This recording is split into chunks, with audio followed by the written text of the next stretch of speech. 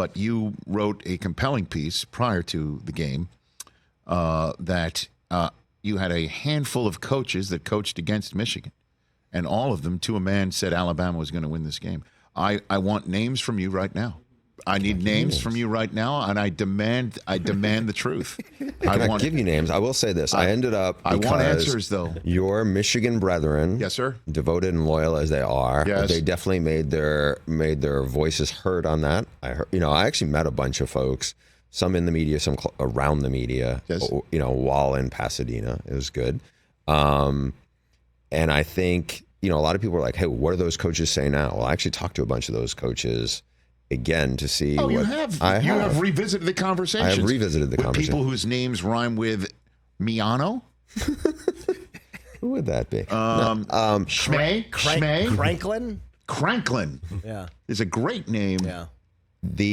He's just going to still go because you're a professional. I'm sorry. So you revisited these conversations? Yes. And look, there was a couple things that shined through. Now, what was interesting for me was the skepticism was, okay, which J.J. McCarthy are we getting here? The J.J. McCarthy who looked great in the beginning of the year when the competition wasn't very good, or the J.J. McCarthy that honestly was playing hobbled from the Penn State game on, and also the schedule got harder. I mean, they played really good defenses down the stretch, and I think absolutely what one of the things that Michigan folks took issue with was like, no one's giving us credit for anything.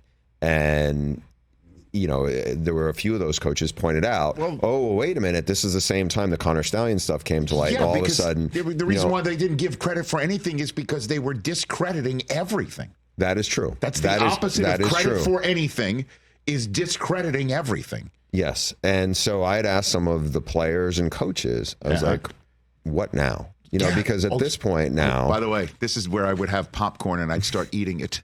So what did they say? What did these coaches say? No, I think there is respect for them now. I think there absolutely is.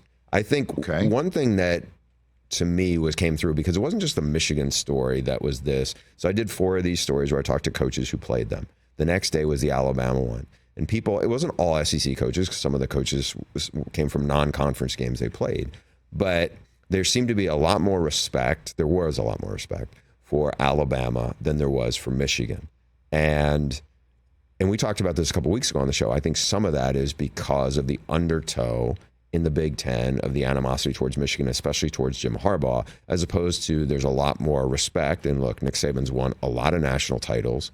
And on top of this, Michigan, the last 2 times in the playoff, they were not getting the benefit of the doubt either. Let's not throw that away. I mean, they got whipped by Georgia. Now, it wasn't JJ was a quarterback. It was Cade McNamara. And then last year, they stubbed their toe against a TCU team that they should have beaten, right? And so I think they had that going in.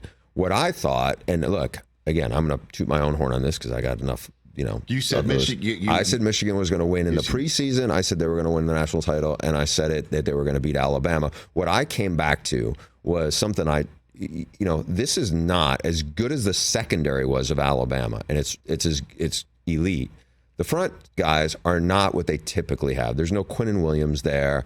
It just wasn't the same level of guys, and that's what Michigan was going to be dealing with. It's not like the 2 great corners and Caleb Downs were going up against Michael Penix, who were going to throw it all over the yard. Michigan wanted it to be a street fight, and I think they matched up actually really well against Alabama. And if you did it, was Blake Corum and Donovan Edwards as good this year as they were last year? Statistically, no, they weren't. And the coaches thought they were just, they were both coming off injuries. They didn't look the same. The Roman Wilson was the best they had, but it wasn't like they were looking at Washington's receivers or even Texas receivers. But to me, I think a lot of people saw Alabama beat Georgia. They didn't see Alabama almost lose to a bad Auburn team. And so I think they had that in their heads.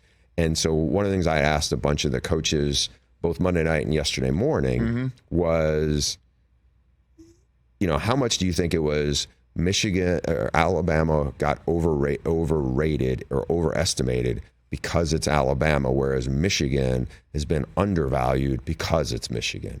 And almost to a man, they all said that's probably true. And because this team has so much experience and so much toughness, that can that can cover up a lot of other things. And you saw that. They were not good in special teams the other night. Oh, my God. I mean, that almost cost them the game. Which is why I was thrilled for overtime, because you removed the punt game from overtime. Yeah, there was in college football, for whatever reason they decided to do that. For a sport that says, let's stop for 3.5 minutes every 6 minutes because we want to take money hand over fist from Dr. Pepper and everybody else in Allstate and Prudential. But when it comes time to finishing this game, let's move it along. We can't just go up and down the field for 10, 15 minutes and keep punting in the game. We gotta shorten it. Like it makes no sense to me, but that's for another day. Catch the Rich Eisen Show every single day on the Roku channel, 12 to 3 Eastern, for free.